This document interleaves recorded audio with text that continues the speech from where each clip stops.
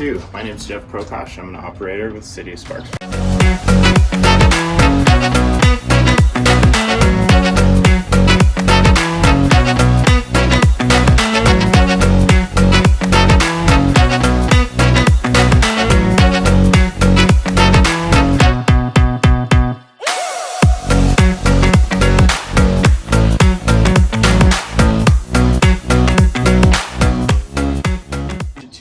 Was first built in 1974 and it's one of our busiest rigs. Last year we ran about 3,000 calls out of this station. So welcome, come on in, I'll show you around. Over here we have our captain's office. This is where most of the work gets done for the captain. All the reports, everything like that gets handled in here.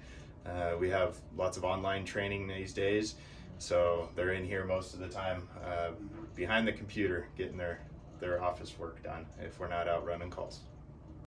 And this is the captain's dorm, so they have their own living quarters in here. We do work 48 hours straight, so we have two nights that we need to spend here. We try to get sleep when we can.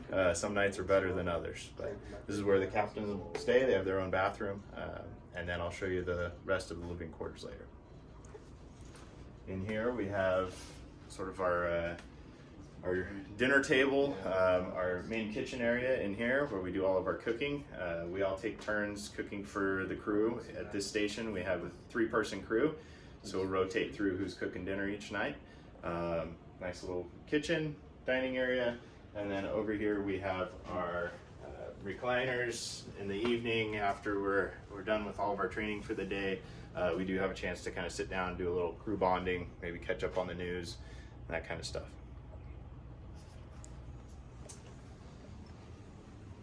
Back here, we have the crew's living quarters.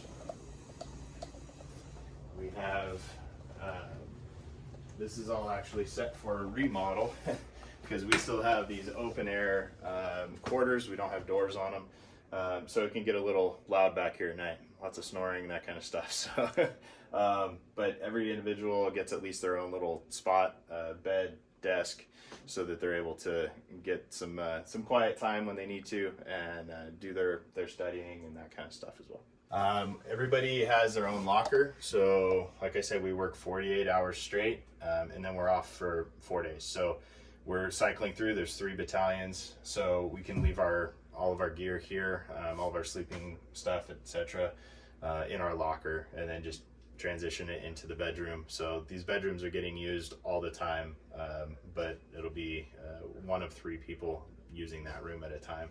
You can store the rest of your stuff here.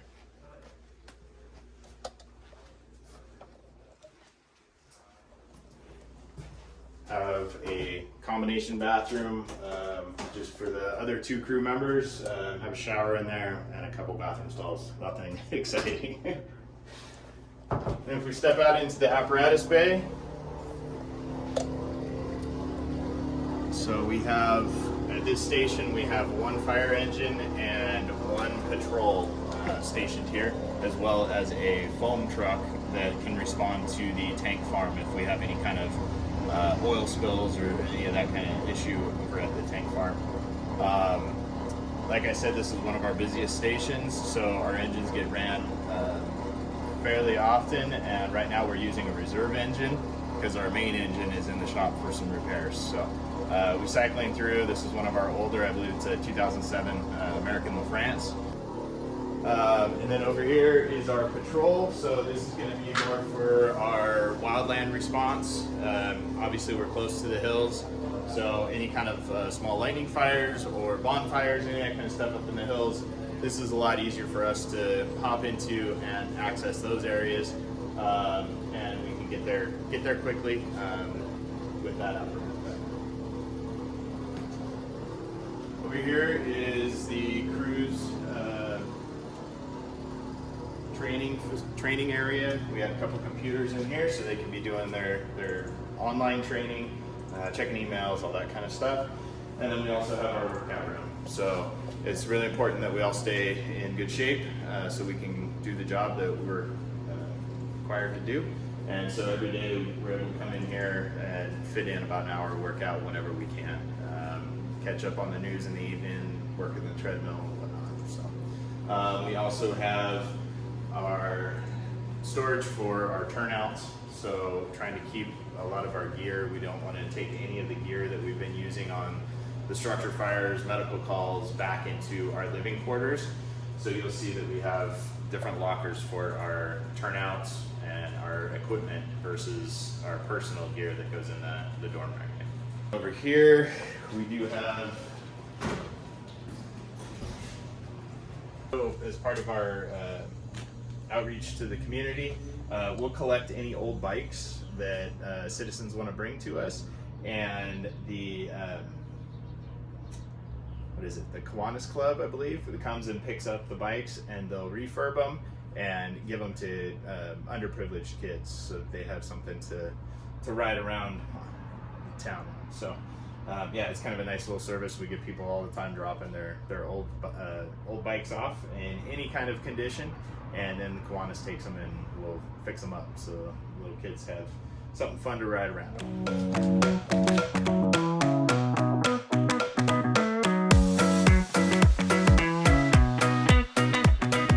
In here is basically where we're able to, well, we have all of our chemicals. We wash the rigs, we keep everything nice and clean. This gives us all the materials to do that. Clean the station at least every 2 days. Every time we're coming on shift, we do a deep clean, make sure everything's decontaminated from the previous shift, and then also wiping down the rig, making sure it's good to go and in service. Back here we have just a small shop area where we're able to work on little things. You know, there's stuff around the station or on the rig, we're able to repair it in-house. Over here we also have a bunch of backup hose, so if we go on a fire, we use a bunch of hose, maybe we burn through a section or whatnot, we're able to replace it immediately and get our rig right back into service while we're washing, taking care of, repairing any hose that was damaged on that previous call. Over here we have our turnout washing machine. So it's a large industrial size machine that allows us to really get the contaminants out of our turnouts. We don't want to be using our main washing machines for that, so we have a specialized turnout washer machine. But then we do have our normal washing machine for our bedding, any of our uniform clothes, that kind of stuff. We can also wash and dry here.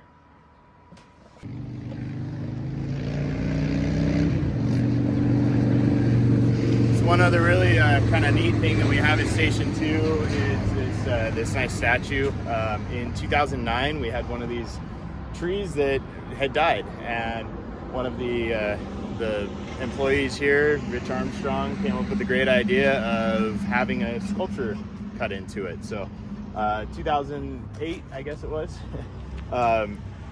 the gentleman came out and over the course of about 2 days carved up this beautiful statue for us. So got some donations from other members of the community to help cover his costs, and it's kind of a nice little reminder for us, something fun for the kids to see. Everybody swings by, takes pictures in front of it, just kind of a little point of pride for us. All right, well, thanks for coming by Station 2. Hope you enjoyed the tour.